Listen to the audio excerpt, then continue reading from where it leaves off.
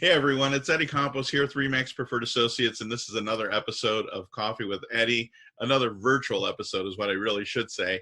So I've been emphasizing the impact that our community leaders have had in the Maumee community specifically, and how they've gotten us through this challenge, this difficult time. It has really forced people to rethink how they get through their day with their family 24 hours a day, 100% of the time. People are definitely suffering through job loss, some through the loss of people that are contracting the virus. And it brings a tremendous amount of challenges. And most recently for me, the one challenge that always, comes back to me is, the recession that we not too, far long ago went through. So today, my guest is Pastor Chad from Calvary Church over in Maumee on Conant Street. And Pastor Chad, thanks for taking the time to meet with me through a Zoom meeting. Man, Eddie, this is a privilege. I've been able to catch some of the episodes of Coffee with Eddie before, so this is a thrill. I get to be a part of it. So thanks, man. Well, I appreciate your time. And, I think I'd like to start by asking you about your Easter service Sunday. Easter service is, I guess for you, is a Super Bowl. Yeah. To put it in perspective for people. How did that change the way you approached Easter Sunday through all of this? You have in a church calendar, you have a certain rhythm. I think just like a school calendar, I'm sure it's true in real estate, whatever business.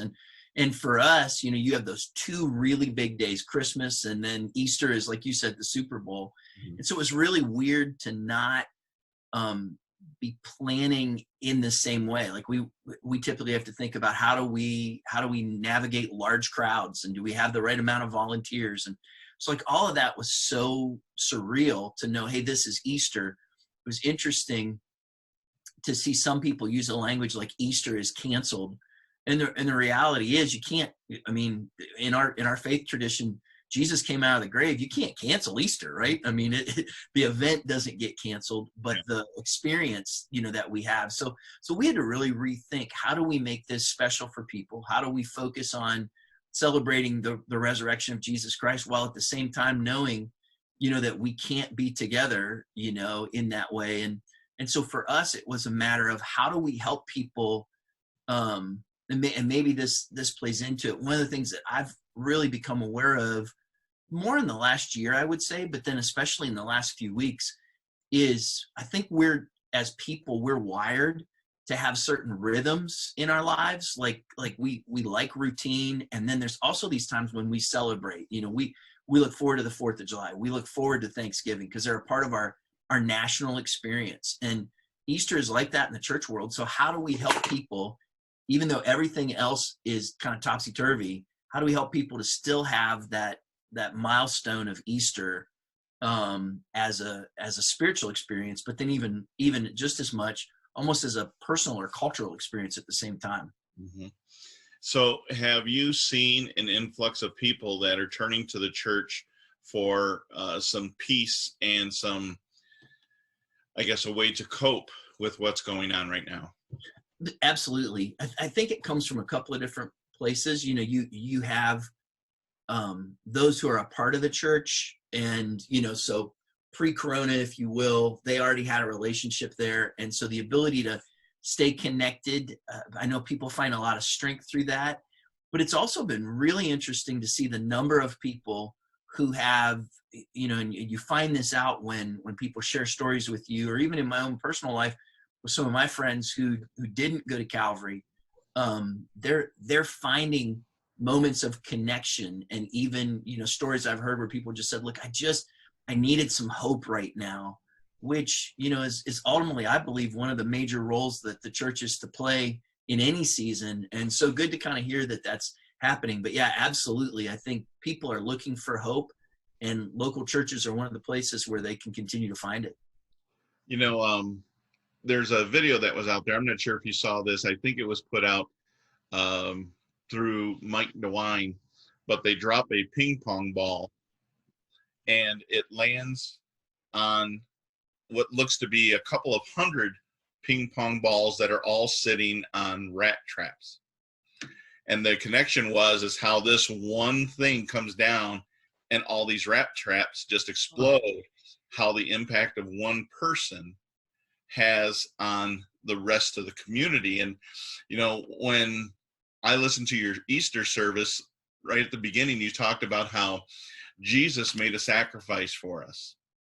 And in our own way, this is our sacrifice by giving up maybe some of the luxuries, in some circumstances, giving up employment, which is not a great thing. But we're making the sacrifice because everything we do helps in having responsibility for our community. So when you made that connection there, I thought, you know, that really is it. There was a sacrifice that was made for us, and now it's our turn to be able to make a sacrifice for the better of us all. Well, and haven't you maybe seen that, Eddie, through this whole process? I think it's caused us in a lot of different ways to have a greater awareness of one another than maybe we had before. Like some of it, I think we're going to have to navigate in the future and not grow suspicious of one another, right? The whole social distancing thing is such a unique experience that sometimes my mind's just not there.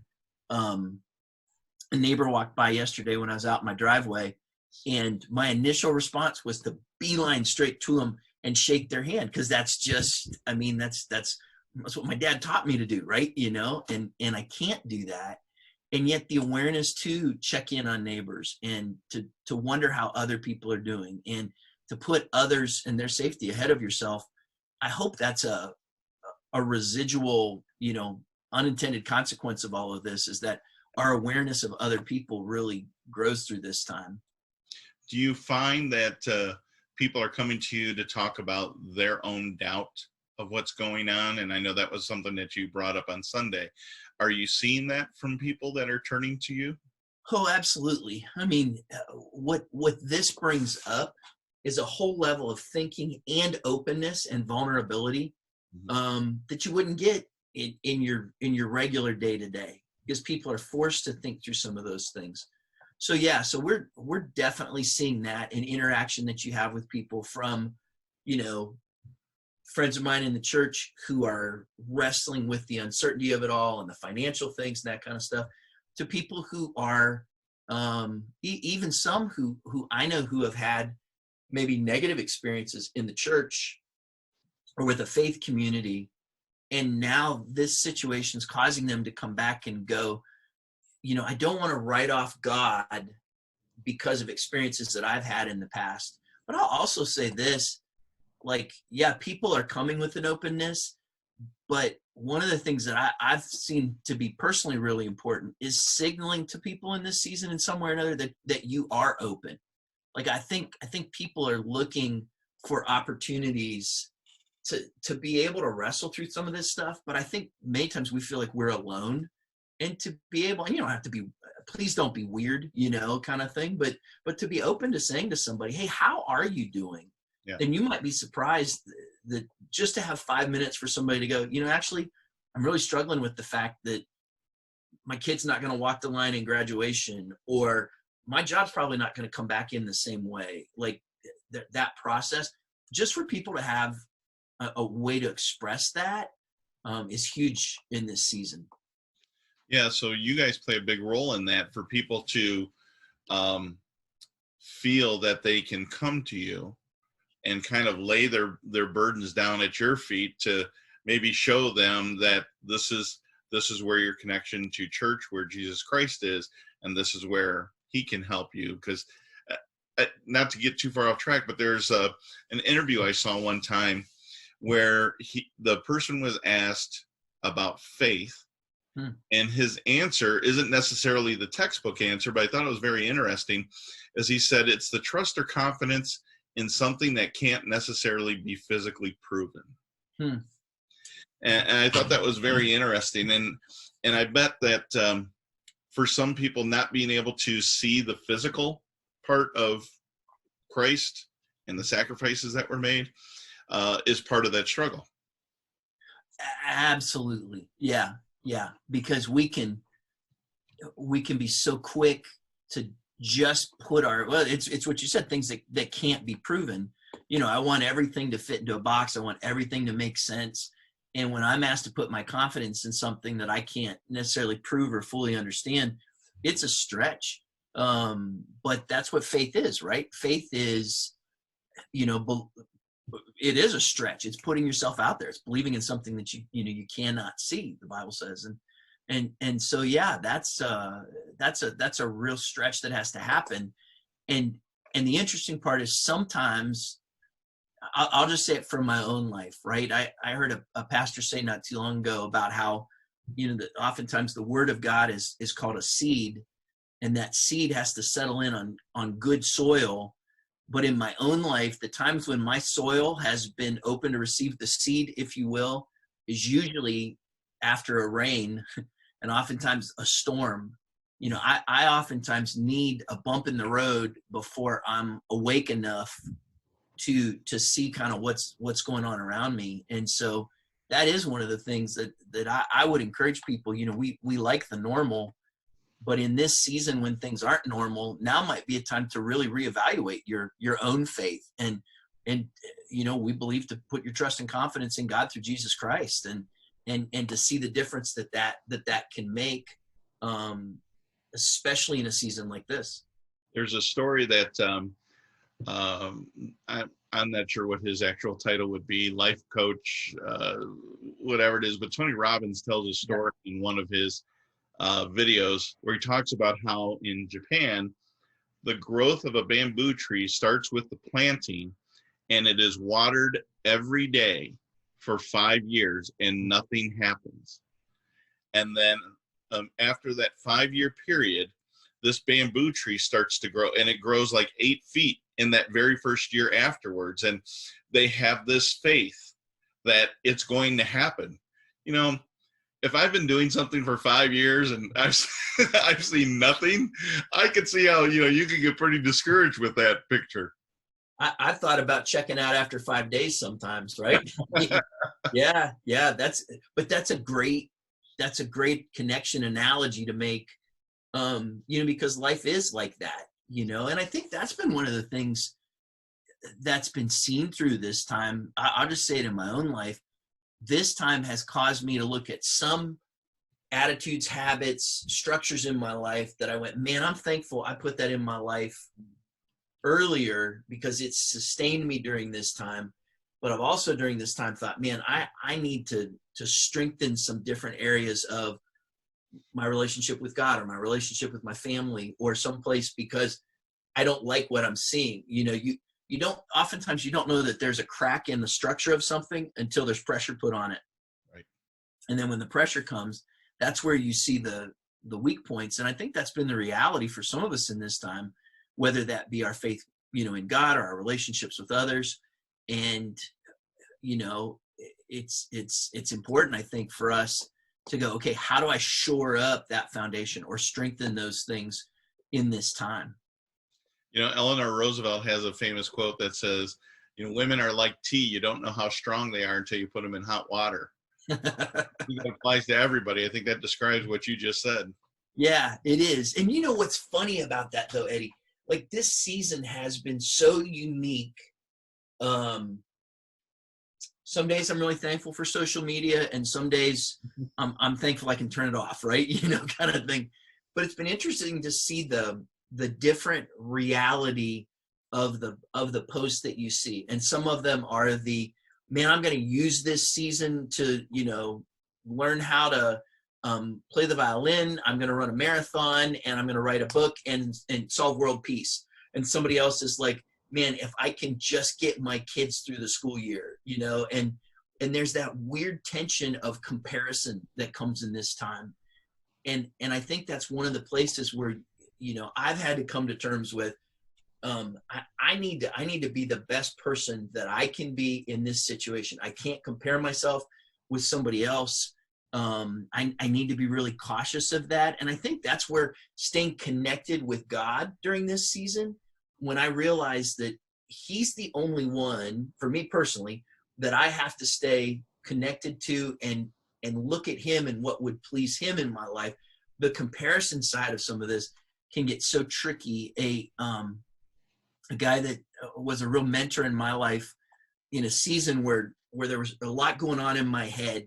We had a conversation one day, and a day later he shot me an email, and he was saying how he saw some things in my life that he was concerned about, and rightfully so. And he had that license to speak. And one of the things that he said to me was, comparison is quicksand. And that has so resonated with me, that the more I try to compare myself to others, the deeper I sink into that, and the harder it is for me to get out of it, and the more it pulls me down. And at some point to go, I'm going to stay grounded in who I am to be, and find that structure in this season, and not comparison with others. There's something that's liberating about that if we will if we'll enact that in our lives. And going back to something you said earlier, that's something that social media kind of plays into when you start to see friends, family, others that are maybe making significant gains in areas that you aren't. And so it's easy to kind of just start to wallow into your own, self, and not stay the course. I was on Instagram the other day, and a friend of mine who pastors a church in another state had posted, hey, we're going to do this online event.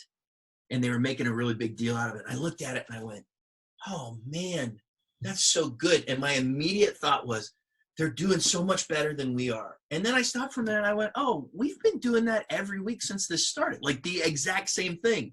But my immediate thought was, they're doing that better than I am. And I just thought, man, how quick there's that trickiness to it, and I get tired of hearing people demean social media or demean certain things, because what an incredible tool it's been during this time to encourage one another, communicate with each other. You just have to, it's like anything else. What do they say? You chew the meat and you spit out the bones, and to go, I'm going to, and I'm not exactly sure when this will air, but if you've seen any of the guy from The Office, John Krasinski, that's been doing those Some Good News things, I just thought, what a genius way to go. We're going to reclaim this medium to do something positive. And I think if we would do that in our own worlds, my house is going to be a place that's going to move this forward. And my interactions are going to move this in a positive way. From the first Sunday that this happened, one of the things we communicated with the church was, don't let a crisis rob you of opportunity. It seems like it's always in crisis, whether that's national or personal, that God has a way of opening up opportunity for us. And for me to say, God, how do I view this as you're going to bring something good out of this? I think it's a really healthy thing.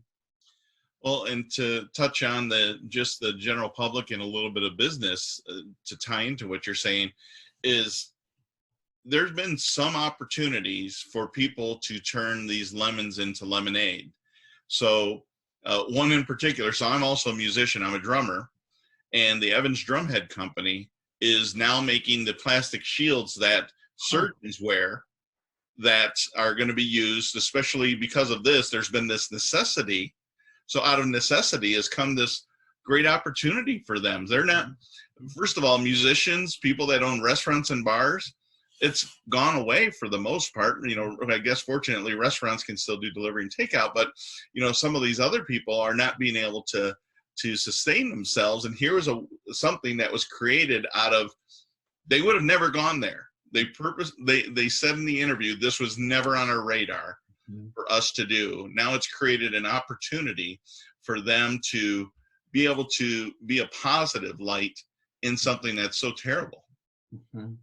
And what a refreshing story, right? And what a refreshing way to think. Like I hear that and I'm challenged to go, okay, Chad, would you have had an openness to have thought that way, to say, how do I pivot to the positive in this? Yeah, absolutely. Here's another one. Breweries are making hand sanitizer. And I'm sure that was not on their radar 6 months ago. Nope. What a brilliant opportunity. And I don't know exactly what the whole process is, but whatever those, vats or containers are or whatever, I hope they're cleaning them on both sides of this thing. I wouldn't want to wash with one or drink with the other, right? So that's exactly. They need to be perfectly labeled.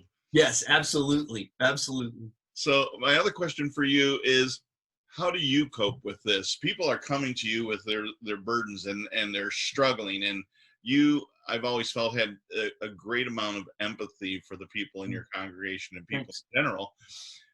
Where do you go to be able to reposition yourself, to take all these struggles, I mean, that you're carrying with you? How do you cope with it?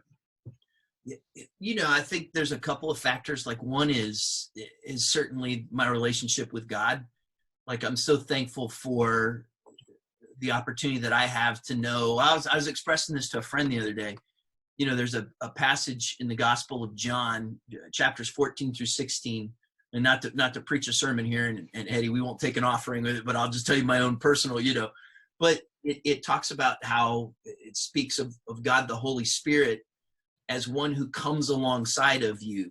And this is, of course, my own personal faith, but, I was talking with a friend the other day, and this subject came up, and I said, I honestly believe, and they were expressing a similar experience, that God literally, we have this idea that God's either up here watching or he's somewhere judging. And the Bible literally says he comes alongside of us. So I think my personal faith is of course huge. And then having the opportunity to know that there's times and places where I'm taking a good look at this whole thing and trying to keep the perspective of the things we're talking about. And then I'm extremely thankful for, it's just some really important people in my life, my family. But just prior to this conversation, I was on a Zoom call with several of my coworkers, and to be able to, before we got to business, have an opportunity to say, okay, how's everybody doing? And that has been, really, really important for me. Actually, I was leading the meeting, and so I went, hey, how's everybody doing? And kind of went around, and some people are doing great. Others are walking through a really tough season, these days. And I moved on to the meeting, and one of them said, hey, time out. How are you doing? And to have somebody in my life who didn't let me skip over, that part, I'm just very thankful for those relationships. And if you're looking for a relationship like that, oftentimes we go, well, I don't have anybody like that in my life. But the reality is there's probably people in your life who are thinking that same thing, that maybe you could nurture a relationship like that. And as much as we're distant from each other right now, it's never been easier to make some of these connections, because we were trying to plan something. And I said, well, what do you think's a good day of the week? And somebody on our team said, well, what's a day of the week? like all our days have blended together, and our schedule is so different. I don't watch anymore. Yeah. Right. And so, so I think my personal faith, finding ways, whether it be through prayer or what I'm reading, or even just taking some time to think that I normally wouldn't have, and then those relationships, I think has all helped, in this season. Yeah. Well, that's awesome. I'm glad that you have a way to be able to connect with people, and in your own family, and through your own prayer, to be able to help bring some kind of peace and solitude to yourself, because there's a lot of people coming to you right now. During the recession, I remember being at a church service, and to put this in context for you, in 2005, so the recession started officially, I guess, 2007. Mm-hmm. In 2005, I became divorced, I moved, I changed careers, and I became a real estate agent, and then the recession started. Wow. So in 15 years, the first 7 were incredibly challenging for me. Yeah. For my own faith, and I look back, there were points in my life where, I tried to work it. I tried to do it myself. And there were some very low points where I thought, you know what? This is it. This is where people say, I have nothing left. And they feel that their only option could be is, I'm going to take my own life because there's nothing here. Mm-hmm. I saw that.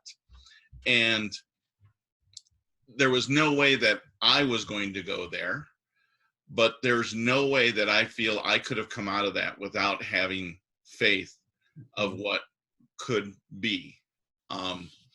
So at this church service, I remember him saying that when times are good, people think they're never going to end. And when times are bad, people think they're never going to end. And I think about our history through whether it was the Spanish flu or World War I or World War II, the Vietnam War, the Cold War, the recession in the 80s, or the most recently this last recession. I mean, those things are all in our rearview mirror now. And we've all been able to get past that. And sure, there's been a lot of sacrifices and a lot of people that unfortunately didn't make it out of those things. But life does continue to go on. And I think it's because of that faith and that spirit that's within us and around us that we can persevere and become better. Can I recommend on that line? Can I recommend 2 books? Yeah, absolutely. Let me I want to grab one right here. Let me grab this book. So this book's called Leadership in Turbulent Times by Doris Kearns Goodwin, and it looks at Abraham Lincoln, both Theodore and Franklin Roosevelt, and Lyndon Johnson and their presidencies and how they were shaped by crisis. And it was a phenomenal read, especially if you like history. But then, like, she literally pulls these principles out of this book. It's a brilliant book. But what it caused me to think, Eddie, is exactly, kind of what you're saying of, it's in those crisis times. Like, I love the good times. And I'm looking forward to more of them, right? But it's these times that shape us. More things change or become different, through those good times. So like, if you're a history buff or a leadership buff, this is a phenomenal book. The other book I'd recommend, I've been reading for a while now, called The Bible. And one of the whole themes of this book. Who's the author? There's a few. It's a collection. There were over 40 that worked on it. The editor was God, so it's fairly good work. It's pretty. I happen to believe that it's infallible, but that's a whole different conversation. But one of the things that, and I don't know who all is watching this, but whether you consider the Bible to be an authoritative scriptural book or maybe just an ancient wisdom literature, either way, one of the themes that runs through that whole book is that things are bad, but they're going to get better. Like, that's literally the theme of the whole book. The book of Genesis is started in the first 3 chapters where everything gets messed up. And the whole rest of the book is the story of how God goes to great lengths to restore it all. And the book of Revelation in particular, we'll talk about that book oftentimes. And if you're not familiar with scripture, that the last book of the Bible, the book of Revelation, is all of these symbols and stories. It kind of feels like a sci-fi movie when you read it. And it's in part because it's very symbolic, but also in part because it was written 2,000 years ago. So there's a lot of things we don't understand. There's an underlying thread through the whole book of Revelation that is, things may get worse before they get better, but you're going to make it. Like, that's the whole point of the book. Like, things may get worse before they get better, but you're going to make it. And I think, to your point earlier, that's the message that so many people need to hear. Your life has value.